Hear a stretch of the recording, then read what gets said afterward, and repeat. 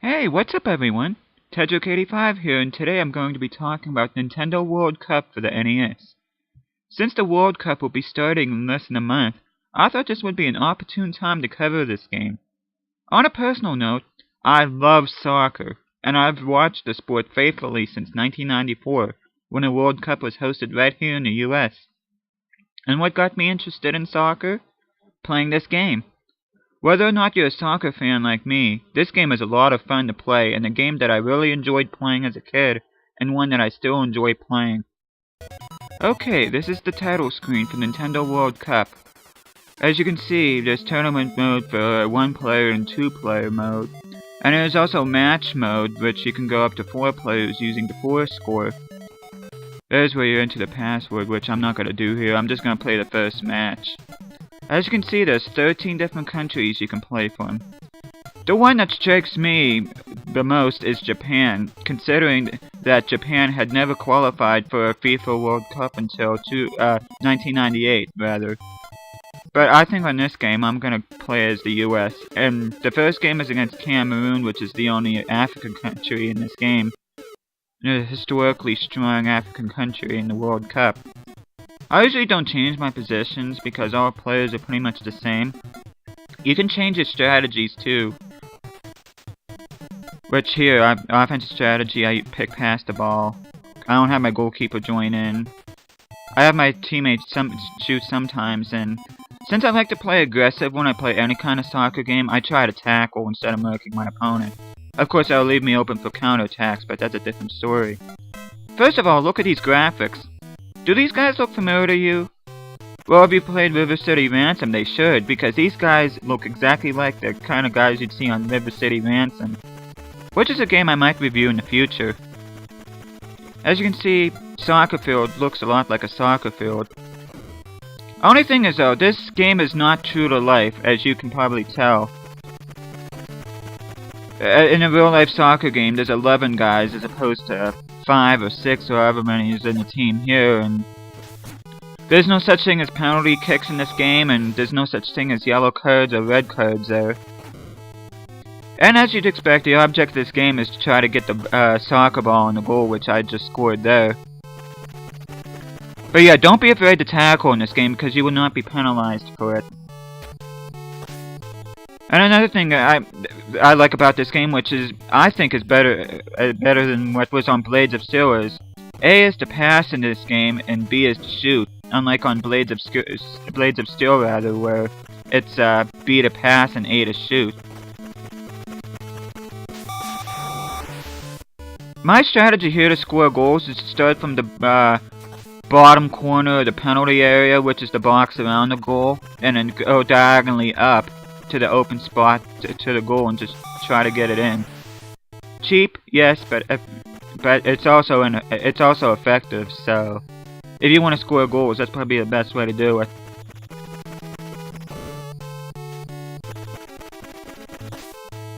The music's pretty good on here too. It changes from round to round.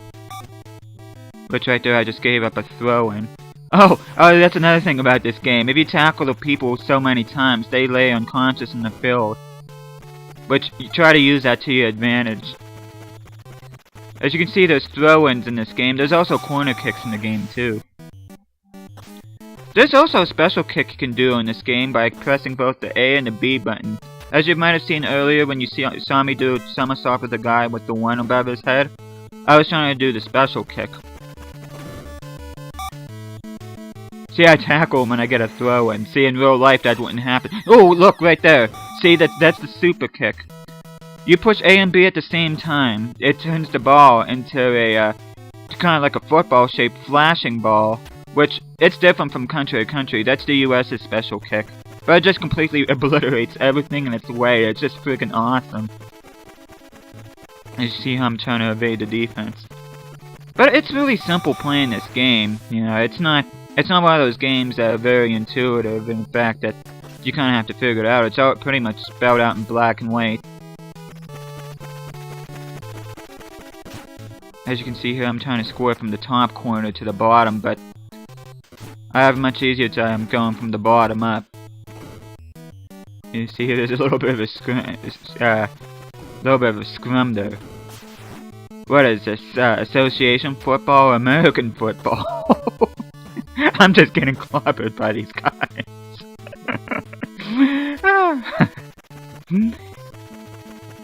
You see here, this first opponent isn't too tough. Later on though, they're a lot faster and they're a lot more efficient in their kicks, which... Oh, there's another super kick.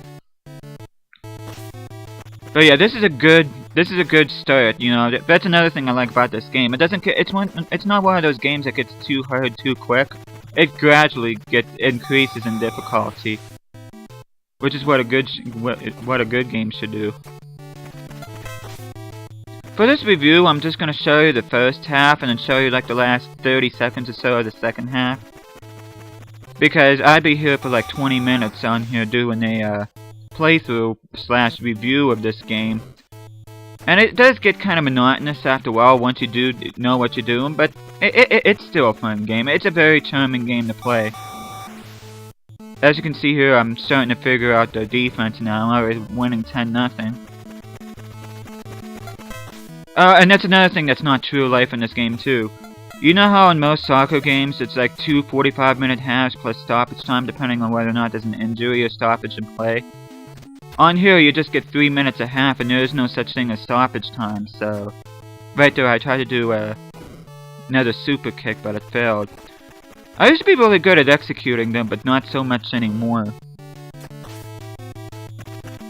I could be a wimp and blame it on a controller, but I got a brand new controller so I know that's not the problem.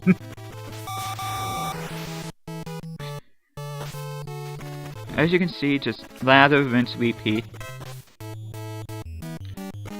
I do have to say, as fun as what this game is on single-player mode, it's a lot more fun with if you get a buddy or 2 or 3 together and play this game.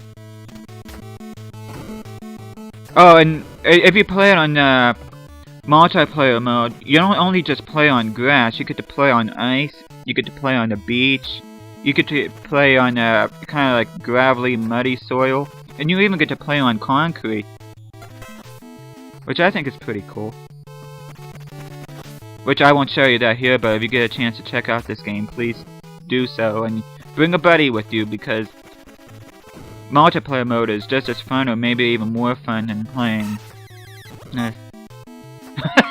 I just got the goaltender and I just missed the net completely. Oh, I get a corner kick. Oh, that's because the opposing goaltender touched the ball last, like in real life. See, if I would just blatantly miss that, then it would have been a goal kick for Cameroon, but... See, that guy is still laying on the field. But yeah, another thing about this game too is... You can knock people out. You can knock it, like, if I tackle more people, I can get more than one person out laying unconscious in the field, and you can certainly use that to your advantage. You can create openings for yourself, you can do better passes and stuff like that, really spread your offense out. Ooh! Oh, what a save! And that's another thing, sometimes your super kicks don't always work if you use them so many times. A goaltender will stop them, so watch out for that. But yeah, as you see, I'm starting to spread out my passing a little bit, using more of the field to my advantage. Now there's 2 guys out. Now I'm down my last 20 seconds. I'm sure I already said this, but even if you knock the guy with the one above his head, you can still control the other players to an extent by having them shoot by pressing the B button and have them pass by pressing the A button. Which, if you set it correctly at the beginning of the game, you'll be able to do that. Which sometimes, depending on your settings, you won't be able to do this. But the way I have it set up, there's no reason why you can't. Boom. Down to my last couple seconds. Timer's a bit slow on this game. So at halftime, I'm winning 12-0.